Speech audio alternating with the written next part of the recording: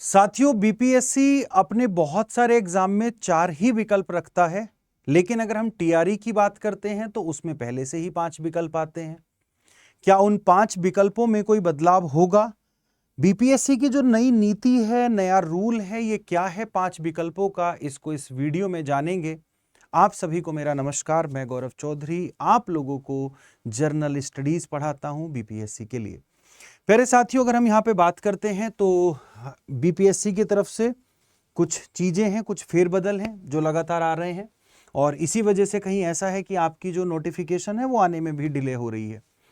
यहां पर जानते हैं कि बीपीएससी उत्तर के 5 विकल्प होंगे, एक का चयन अब अनिवार्य। बिहार लोक सेवा आयोग ने अपनी बहुविकल्पीय आधारित परीक्षाओं की उत्तर प्रणाली में महत्वपूर्ण संशोधन किया है। अब तक प्रत्येक प्रश्न के 4 विकल्प दिए जाते थे ज्यादातर एग्जाम में। टीआरई की बात करें तो पहले से 5 आते हैं, और अभ्यर्थियों के लिए किसी एक विकल्प का चयन करना अनिवार्य नहीं था।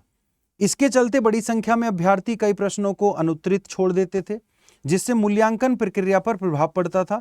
संशोधित नियमों के अनुसार अब प्रत्येक प्रश्न के लिए 5 विकल्प होंगे, A B C D E उपलब्ध कराए जाएंगे, और इसमें ई विकल्प का अर्थ होगा प्रयास नहीं किया गया, नॉट अटेम्प्टेड। मतलब क्या होगा, अभी क्लियर करता हूं।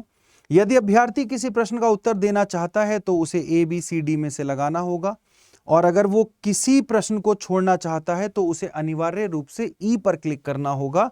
आयोग ने परीक्षा प्रक्रिया को अधिक सुव्यवस्थित पारदर्शी करने के उद्देश्य से यह बदलाव किया है।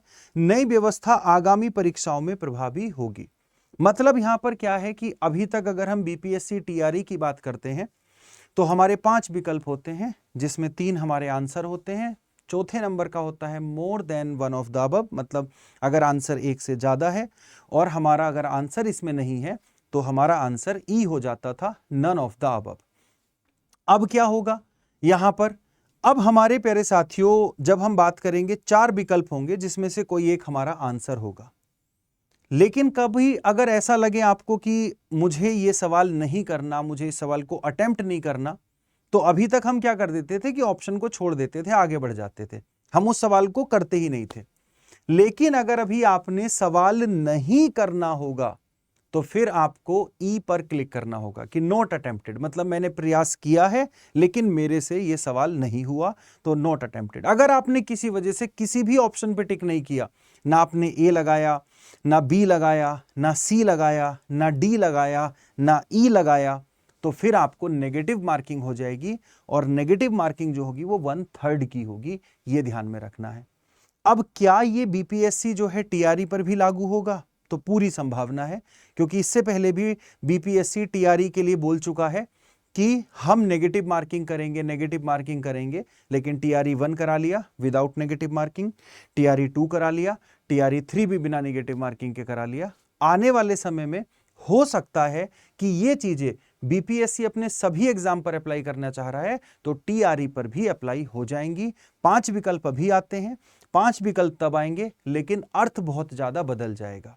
मेरे कहने का मतलब है कि 5 विकल्प अब टीआरई में ऐसे ही आने की संभावना है कि एक ए बी सी डी में आंसर होगा और ई नॉट अटेम्प्टेड के लिए होगा। मतलब आप अगर किसी क्वेश्चन को अटेम्प्ट नहीं कर रहे हैं तो आपको उसके लिए ई विकल्प का चुनाव करना होगा, आपको उसको ई को दबाना होगा।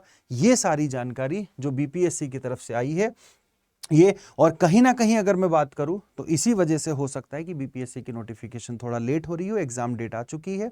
तो इस सब को ध्यान में रखते हुए पेपर को अब अटेम्प्ट करना है हम लोगों ने, उसी तरह की पढ़ाई करनी है, उसी तरह की चीजें करनी है। तो प्यारे साथियों, मेरे साथ बने रहें। रोज शाम को 4 बजे मेरी क्लास में, जो यूट्यूब पर मैं आप लोगों की प्रैक्टिस क्लास लेता हूं, और हमारे अगर किसी भी कोर्स से आपको जुड़ना है तो नीचे दिए गए नंबर पर आप कॉल भी कर सकते हैं, या नीचे दिए गए लिंक से आप सीधे हमारे टीचिंग महापैक से जुड़ सकते हैं। जय हिंद, जय भारत। इसके अलावा भी अगर कोई डाउट है तो आप नीचे कमेंट बॉक्स में मुझे करके बता देंगे। जय हिंद।